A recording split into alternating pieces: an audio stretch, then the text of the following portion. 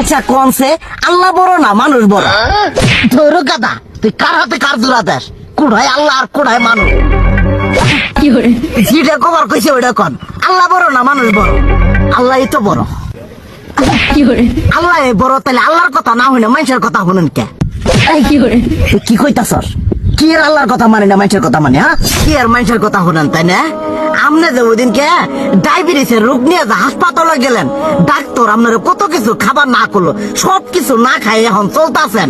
তাহলে আল্লাহ যে আপনারে কইছে যে হারাম খাবার না, সুদ খাবার না, কই আপনি তো কাম কাজ বাদ দিয়ে এলাকার মধ্যে টাকা পয়সা না গায়ে খালি ওইলে দিয়েই খান, নিজেরা টিয়াও হালাল ভাবে কামাই করেন না, ওই সুদ তো না কয়টা টিয়া করে লাভ আহে ওইলে দিয়ে দিয়ে চলে না, পেটা বড় বানাইছেন। শুনেন একটা কথা কই, হারামের কোনোদিন আরাম নাই।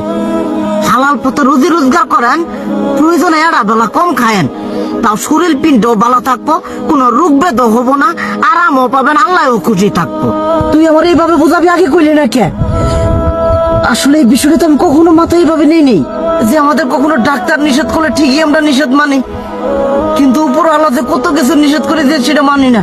আর এই যে হারাম পথে টিয়া পয়সা কামাই করতেছেন, শরীরের মধ্যে দুনিয়া রোগ বেত হয়েছে, দেখা যাইতেছে যা টিয়া হারাম পথে কামাই করতেছেন তার তো বেশি টিয়া মনে করেন জ্বলেই যাইতেছে গা বেশি।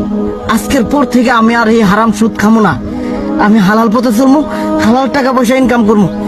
এতে করে যদি একবেলা কমও খাইতে হয় তবুও খামো, তবু আমি আর এই হারাম পথে চলবো না। আচ্ছা ঠিক আছে।